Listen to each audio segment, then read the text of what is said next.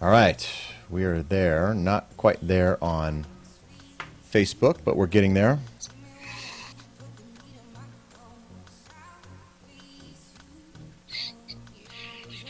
We almost have almost 10,000 people post reached. Pretty good. Nice work. 700 Nice work, views Stefan. yesterday. Yeah, you too. Sharing and caring. All right, we should be live, brother. All right. Good morning, everybody.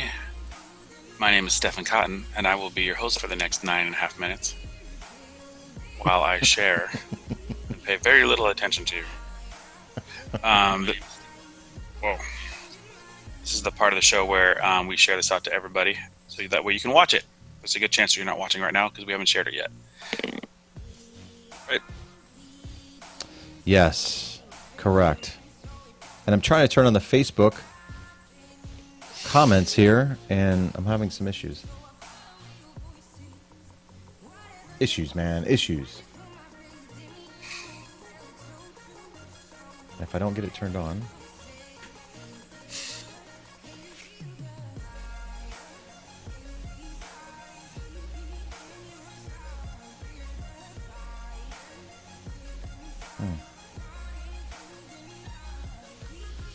So Facebook comments might be off today. Okay. Because I don't want to mess with that right now. Always something, man. Always something. Right. TGIF, Stefan. TGIF. Yes. No, it's TGIM for you. TG. Yeah. TG, thank God it's... TB I am. Too TB? bad it's Monday. Oh, yeah, there you go. Too bad it's Monday. Again. So, Oh, man. All right, let's go share now to the public. Did you watch any football last night? oh, who played last night? 7 teams, man. 7 teams. What? Tonight, No, there's or else I would. 2 teams tonight. And 2 teams Saturday night. Well, there's probably more on Saturday. 2 games. Yeah, so you can't say 17, 7 games, right? 7 Yes, games. I'm sorry. Yeah, 7 games. Because there's one team that just played hanging out. 3 teams played another 3 teams, and then there's just one team that says, "Pass me the ball, I can't." Exactly. All right, hold on. Reflection Friday.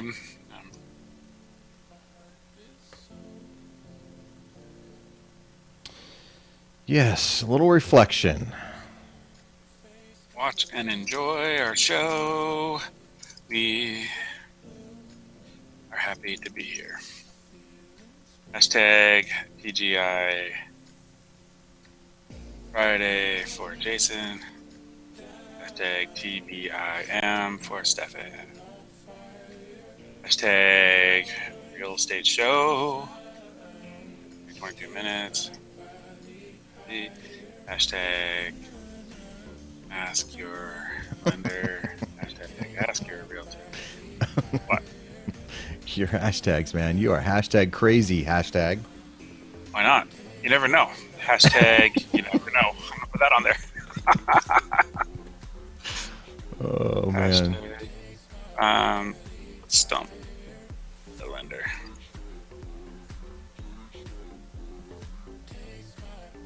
Okay, there you go. That's pretty good. Why not hashtag? You never know. Sometimes people do hashtags, right? I don't know. I haven't done a hashtag in a while. Well, I guess on my Twitter feed I have, but... Yeah, that's what I'm talking about. So, you know. All right, so I'm finally sharing. So this is the part of the show where I'm going to actually just probably click copy and paste to the pages that I am in. Nice. Good morning, everybody else that's watching. Give us, 5 minutes? Are we about 5 minutes out? Yes, we are 5 minutes out. We are sharing. If everybody else would, that would be fantastic. Yeah, if you're here early, might as well just press that share button. Why not? What's the worst that could happen? Did you? The worst that could happen is Bill Gates can write you a check for $12,500. That's the worst. What's the best? I don't know. I mean, You, you become a resource for your friends and family, and that's priceless. That's, What's that can't take commercial? that away from me. Priceless. The cost for whatever, the credit card commercial. Yeah. Yeah, MasterCard or something. Yeah. Citigroup or something. Yeah. You think it's Citigroup? No. I don't know what it is. No, Yeah, Citigroup very is effective what's in your commercial. wallet, right? No, that's Capital One. Oh, all right. Very effective marketing. You can't. What are they?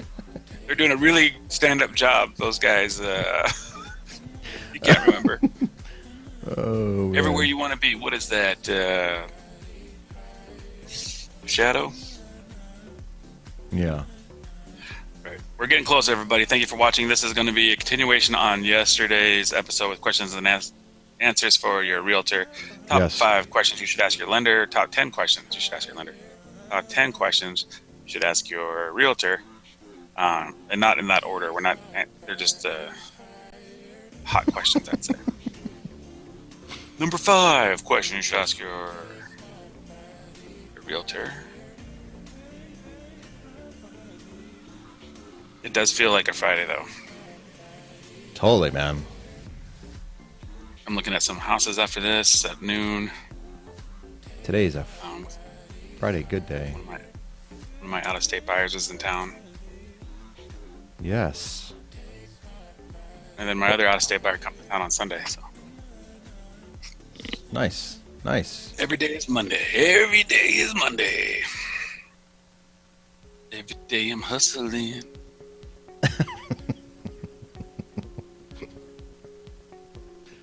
Oh, That's how the song man. goes. Right? Yeah. Every day I'm hustling. I don't think that's how it sounds. Okay, I don't see our show on here. Let me go back on here. I think I lost it. Oh, it looks like somebody shared it. Somebody, Brian shared it in a message feed. Brian, no one else is going to see that you shared it because he sent it to me straight up. Oh. He shared it with you? Nice. Nice work, Brian. Appreciate that, brother. I'm already in the know. All right. Right here. It says it's live. I like it. Live It's live. in living color. In techno color. You got it. Wasn't that a big Get thing in the- the 80s or something? Techno color? Technicolor. Yeah, Technicolor. Yes. It's very important. Very important for the Brady Bunch. Gilligan's Island. Where's my water? I have a coffee and a water. Thank you. Nice work. All right. I know we're getting close because we're looking at the bowling alley. Someday we'll bowl there. Morning sunrise over Phoenix. Kind of looks like that today. I think we have a few clouds out there. We do. It's a little cloudy. A little cloudy. All right, got maybe one more here. Good. And then Put some of this. that should be done.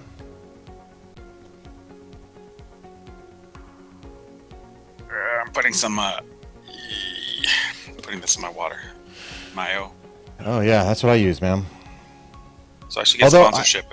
I had a physical done for, my health, or not health insurance, but for my life insurance, which I'm kind of Yeah. upset about. You got to have those little health checks or whatever. See if And they drop you. Oh, you're gonna die. Okay, you're dropped. yeah, exactly. Life insurance. I know, right? It's like, oh God, I'm nervous. Well, my liver counts came back a little high, and I drink a lot of that Mayo stuff. Other than that, I'm pretty healthy. I don't smoke. I really don't drink that much. I used to drink a lot, but not anymore. And so I don't wonder if that Mayo, is there any kind of studies on that stuff for your health? I'm sure there is, and I'm pretty sure it probably says don't do it. It just says it's caffeine and B vitamins. Yeah. Yeah. Yeah. Nutritional facts. I don't know. Let's see here. Anyways, the show probably should start. We could probably have this talk afterwards. It's created by Kraft Heinz, so you know it's quality. That's good. If you're known for ketchup, if you're known for ketchup. All right, let's do this, man. Here we go. All right. Hello, everyone, and welcome to this episode of 22 minutes. I'm going to play. I don't know if that played. Did it play? Didn't play. I am Jason Bates. I am going to bring you the lender side of things, and he is Stephen Cotton. He's going to bring us the realtor. Yeah. Oh, I forgot the applause, didn't I? There you go. Oh, there it was. Oh, okay. There it is. Oh, that's what you're doing. I was trying to play this one here. Allow myself to introduce myself. There you go. I was trying to play that one there because we were talking about the Gong Show yesterday, right? And the host of the Gong Show being Mike Myers. And I'm introducing... Yeah, incognito, and I'm introducing myself. So I tried to play that sound effect, but it didn't work. Bummer. Anyway, hey everyone, again, thank you for joining us today and allowing us to be a part of your day. If you're a first-time watcher, this show is all about real estate. We do this Monday through Friday at 9 a.m. And we thought it would be pretty cool to bring the lender in a room and the realtor in a room at the same time, to bring you the content that you can actually use when you're looking to buy, sell, or refinance or invest in property. So if you're looking to do that, we would love to be your team of choice. So please reach out to us. We'd love to hear from you. Yes. All right. And if you're watching us there on our Facebook page, be sure to like that page for us as well. We always do a, why is your name still on there, Stefan? There we go. Because I'm important. We always do a tweet quote of the day, so let's get to that. This is the Reflection Friday, Feature Friday. We're going to kind of continue the Throwback Thursday episode because we didn't get to all the questions from yesterday. Right. So we feel that's pretty important, right? And the 22 minutes goes by so fast. So we want to throw some more questions out there for you that you should be asking your lender and your realtor. Before we do that, let's get to today's tweet quote of the day.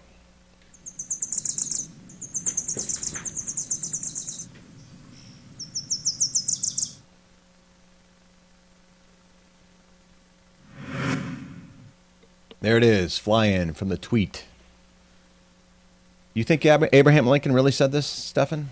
Yeah, he was. I saw it in the movie, the vampire one, where he was a vampire slayer. Oh, okay. Abraham Lincoln, vampire bounty hunter, or whatever he was. There's a movie, a biopic, and in that movie, he actually said this, I think. Oh, nice. So The problem with quotes on the internet is you can never truly verify their authenticity.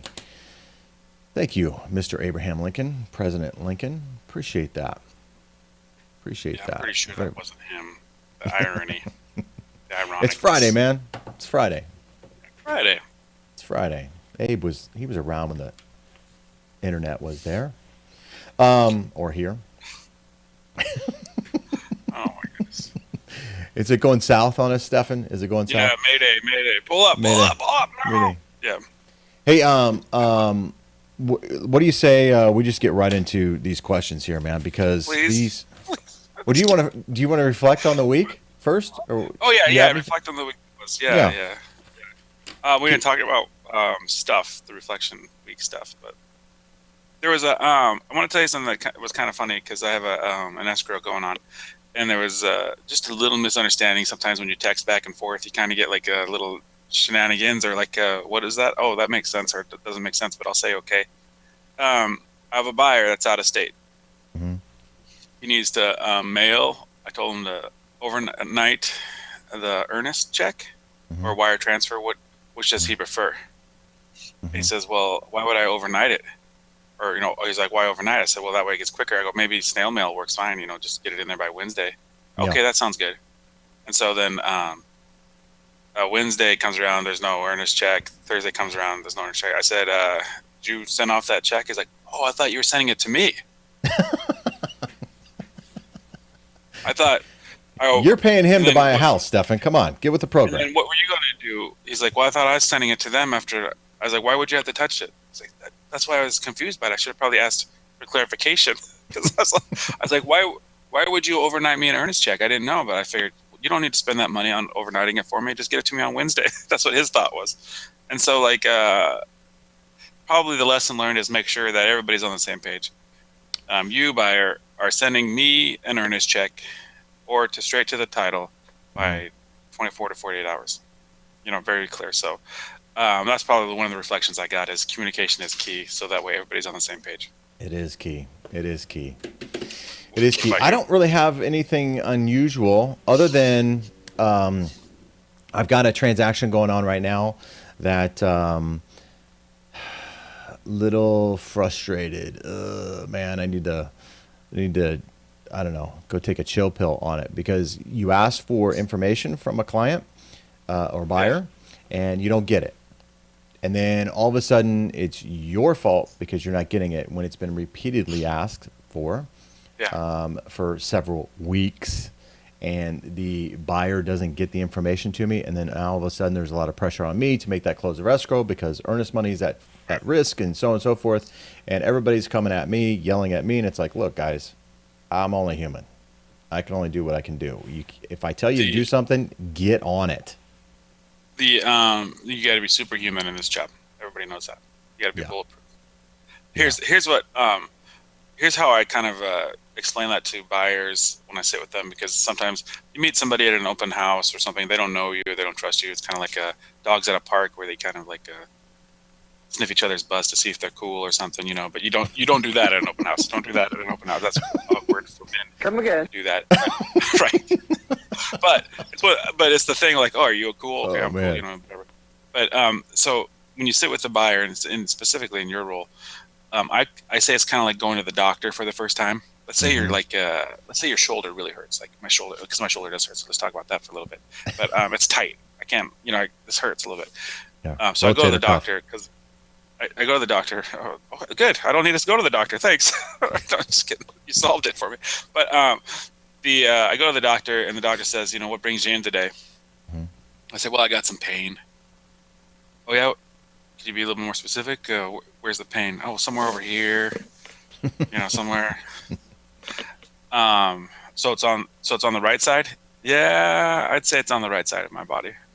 All right. So, does it hurt when I do this? No. Does it hurt when I do this? Because you're not giving enough information, right? The doctor's just trying to give me the information so I can help you. Right. And then same with the lender. Hey, I need to get this information so I can give you the loan.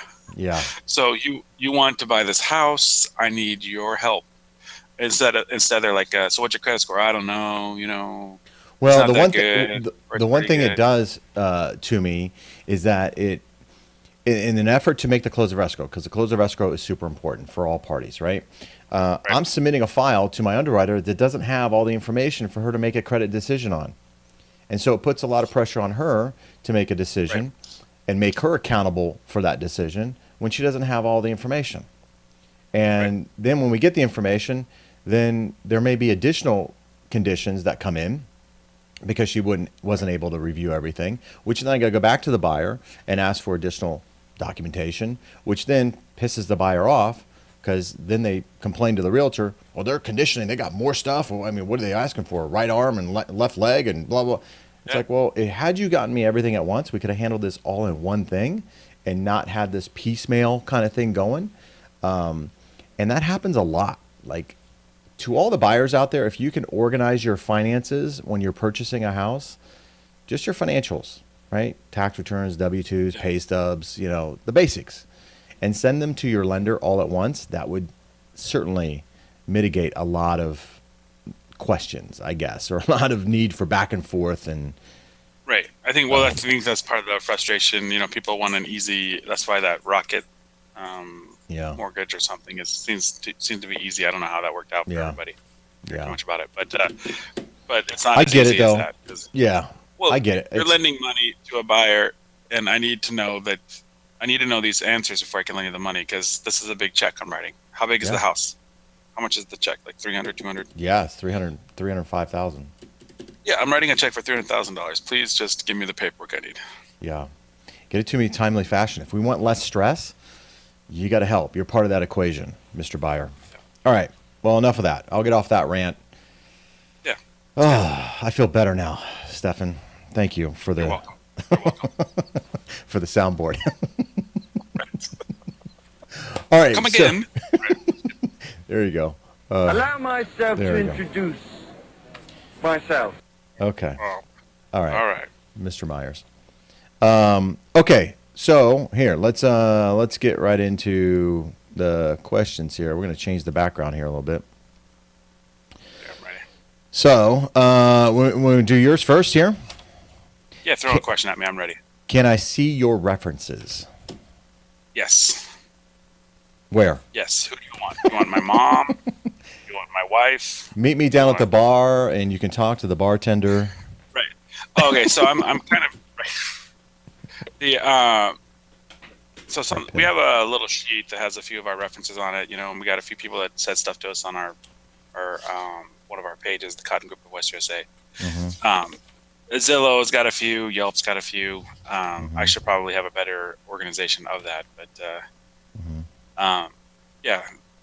So can I see your references, like people that enjoy me? Yeah, I can give you a list of everybody I closed on if you want. But here's the thing too, with that question. Is that what that means? Yeah, well, with this question, you want to vet people, right? You want to make sure that they're legitimate and they're full time and that sort of stuff, and you can ask references. The only thing I caution on this question is that nobody's going to give you somebody who had necessarily a bad experience with somebody, right? So the references are going to be kind of one sided, maybe a little bit. That's why I said my mom. Yeah, do you want my mom or do you want my wife? Right. That's why I was kind of going up there because if you're just doing a search, like you can do a Google search and there'll be like 4 or 5 reviews of me or whatever, and some of them, also I think all of them are probably really good or they're out there. But yeah, the bad stuff, I don't know. Is it because I don't ever have a bad experience? I once had, and I'll give this out there for all the realtors out there that are new or working with a tough client. That maybe if you have a buyer that's fired 3 agents before you get them as a lead, and they brag about firing 3 agents, there's a really good shot you're going to be number 4. I mean, and then don't be upset when you are number 4. Right. Yeah. Hey, I've already fired 3 agents. Okay, let me show you houses. Okay, you're fired. What? Yeah. Right. So I've had to, and this is a long time ago that I, trying to make stuff work, and I got fired by both of them. Yeah. And they fired probably 3 more people before they found a house. But. Yeah. Just be careful of that question there. Okay, so lender question here. Do you have one that you want to ask, or should I read from my list here? You have the list. I should have had you send me the list. Whom do you represent? Whom do you represent? Who do you represent, Jason? Yes, me. Who do you represent? Do you represent the bank? Do you represent the seller or the buyer? Is that the question? Or yes, exactly. And the reason this question is relevant is because when they're a broker, they don't represent the bank necessarily. They represent themselves, which is not necessarily a bad thing, but it gives you some insight as to where your loan may end up. Some people like to know that their loans are going to be serviced with the company that's originating the file. They want to make their payments local. They don't want their mortgage sold, that sort of thing.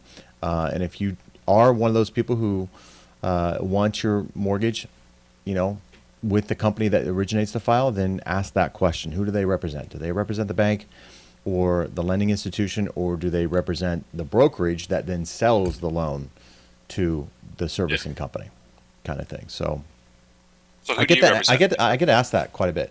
I represent the company. We service not all of our loans, but we service a great portion of our loans. So some of the loans we don't service, high balance loans for refinance. Some of the jumbo stuff we don't service, but we typically service a lot of our conventional and our FHA government stuff. Not all of it, but a vast majority of it. Okay. So, okay. Question number 2: is this area growing or declining? Is this specific area, growing or declining? The answer, my friend, is blowing in the wind. The answer is blowing in the wind. No, to quote another Abraham Lincoln quote. Yeah. But I get that question quite a bit because we have a lot of highways coming through. We have the 303. I'm on the west side, right? So we have the 303, which finished up, and now we're actually going to go a little further south off past the 10. I get this question: is this area growing? And this area is definitely growing. You can tell an area is growing when you see where the permits are being pulled throughout the valley. And right now, the highest permits for new builds, so permits to build, are in the Santan Valley, so like the Queen Creek, Santan Valley area. That's the number one, and then on the far west side, Buckeye is number two. So, so you have this. This is the Phoenix Metro, and then I'm going to try to see where this goes. Okay. Should I So blow this is you up Buckeye. here? Yeah, you can, I guess. All I right. should probably draw this down. But it's hard to have this core houses that were built in 1980 or 1970 or 1960 expand, right? Because these are lots already 8,000 square feet or 5,000 square feet. So you have to go out for the growing. So the question is this area growing? The question is, are you outside of the city? Because those areas are growing. You can't grow on the inside of the city. It's a tough one, right? Because everybody wants to be in the next good thing when it comes to real estate. There are people who get in early, they buy cheap, and then they see this mass explosion of infrastructure and other things that add value to the property, and then they reap the reward. And I've always felt, at least for my purposes, I've always been kind of behind the eight ball when it comes to that. I've never been good in anticipating where the growth may happen. Right. So, and I think a lot of people fall into my boat or the same boat that I'm in. And so that question is pretty relevant. They want to make sure their investment is secure. And even here in the valley, there are certain parts of the valley that suffer maybe the downturn when that happened in 2008. They suffered a little bit more than other areas. Right. You know, Fountain Hills didn't suffer as much. They still suffered, but maybe not as much as other parts of the valley go. So, so it's an important question for people. I have a question for you. Okay. Brought to you from one of our watchers, Jason. Okay. Why do small mortgage companies sell their mortgages to bigger mortgage companies? And is that true, or is that just a misconception? No, For me, that is true, and that's a good question actually. So the reason that small companies sell their mortgaging or sell their servicing is because, first of all, they get a service release premium, which is another revenue source for the mortgage company. There's a lot of costs associated with servicing because you got to pay employees, you got to pay health benefits, you got to have space to house people, phones, that sort of thing, like a call center kind of thing, right? So there's some expense there. There's also a lot of liability in servicing. As 2008, servicing kind of was the way that mortgage companies prior to 2008 were evaluated for their net worth, because you're only as valuable as the asset, and the asset being the paper, and the integrity of that paper, mortgage paper, was in question in 2008. That's coming back now. So we're seeing more companies wanting to get into servicing because the paper is so good. It's almost a sure bet. Almost the default rates are really, really low, so there is some revenue to be had there. It's generally, on average, from what I know on servicing side, I'm not really there, but the revenue stream on that is about 5%. So that's your revenue stream. Then you take out your costs and things like that, and you have your payoffs, and you're going to have this turnover and things like that within servicing. But the other thing, reason why, is because it takes a lot of assets, I guess, to have servicing, to have a servicing portfolio.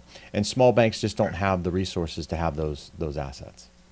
Because you got to be able to lend out, right, to service it. Well, you got to have, like, for example, FHA requires, I believe now it's $2.5 million in reserves. You can't touch it. It's like money sitting in the bank that you cannot invest. You can't do anything with it in order to have an FHA license to loan. And they do that. They require that because if you do bad loans, they want to be able to tap into that money to have you pay fines, really. So if you don't do prudent underwriting, the government will come in and just take the money right out of the account, kind of thing. That's their fine pool, if you will. And servicing has the same kind of thing. You have to have this money set aside, and that takes a lot of capital, and not all small mortgage banks have that capital to do so. Does that answer your question, Brian? Hopefully. Plus there's a lot of exposure there. Some companies just want, hey, I'll make the loan, move on. Now I don't have the exposure. Make the loan, move on. I don't have the exposure. So it's kind of a conveyor belt kind of thing. So good question, Brian. All right. Okay, next question for you, right? How many Well, let's see here. How How many many? clients are you currently representing? I was going to ask you a different question. How many clients are you currently representing? Why is that important, Like Stefan? in transactions? Okay, so I have Yes. let's see, 1, 2, 3, 4, 5, 6. Oh, it's actually, I don't know why I'm counting. We have the number right next to it. So I have 8 escrows going on right now. I have 8 escrows and then 2 listings. So currently I represent 10. I have out of state buyers coming into town, like I said, today. And I probably represent another 20 buyers that, we're continuously looking. Well, okay. But for the escrows, I have 8 escrows and 2 listings. Why is that an important question for a buyer or To see seller? how available you are, or Yeah. how Yeah. you're full time or part time, Yeah. um, or what do you do? So I have these 8 escrows, but my portion of it is mostly all done. I just do the final walkthrough because we talk about the team and stuff. I have a team that does the Mm-hmm. paperwork. I have a team Mm-hmm. member that handles delivers the pizzas for the move day, Mm-hmm. handles the paperwork. The lending part is done. So, so why is that important? I think it's just more important to show that I actually do this on the daily, and I would say that every transaction you hit a couple road bumps, and as you do this a little bit longer, you'll notice that some of the road bumps are the same, so you can problem solve a little quicker. Here's how we fix that one, or here's how we fix that one. So there's a Yeah. good chance that although I probably hit a couple road bumps with a couple of these, there's a good chance that I already know the answer because I've already had that problem before. And when I look that way, that's my board that I'm looking at. Well, I'd show it to you. I think the meaning behind the question too is you kind of hit it there, availability. Some agents say, "Oh, I got 30 closer escrows going on right now." I've had even agents say, "Hey, I've got so many, I can't take on new business." So Right. you want to ask this question and see about their availability, because if you are a first-time home buyer, you're going to want some special attention. Right. And even if you're not a first-time home buyer, if you're a luxury buyer, you're going to want some special attention, some special one-on-one attention. And Yeah. if the agent is really busy, you're not going to get that. So I think that's kind of the meaning behind that question. So if you don't care about that and you just need somebody to kind of do some investing for you or whatever, or find you the deal, Yeah. and you don't need constant communication, then that's a little different. But if you need constant communication, as most of us do, because it's such a big investment, Right. you don't want to necessarily get with somebody just because they're doing 30 deals in a month doesn't mean they're the best agent for you in your particular situation. So Exactly. Yeah, it all depends. That's why you interview each other to see if you're a good fit or not a good fit. But yeah. I agree. All right, cool. I don't know if there's if you want to ask me another question or not. We're out of time, but if you want, we can. That's Or we all the can just. questions I got on the board here. All right, cool. And it was a good answer. He says it makes sense, and he says that is what I thought. So just reassured. All right, good. Uh, Good. Great yeah. minds think alike, Brian. Great minds think alike. Hey, oh, okay. Don't play blackjack with Brian. All right, we're gonna wrap things up on Friday here. Stefan's Monday, but by Friday. So thank Every you day's all Monday. for thank you all for being a part of the show and participating in the show. Thank you, Brian, for your question. Really appreciate that. If you are looking to buy, sell, refinance property, we want to be your team of choice. So please reach out to us. We'd love to hear from you. And thank you for allowing us to spend part of your day with you. So appreciate that. Yeah. We'll see everyone back on Monday at 9 a.m. Everyone have a great weekend and happy house hunting. Talk to you soon. Bye-bye. All right. Thanks, everybody.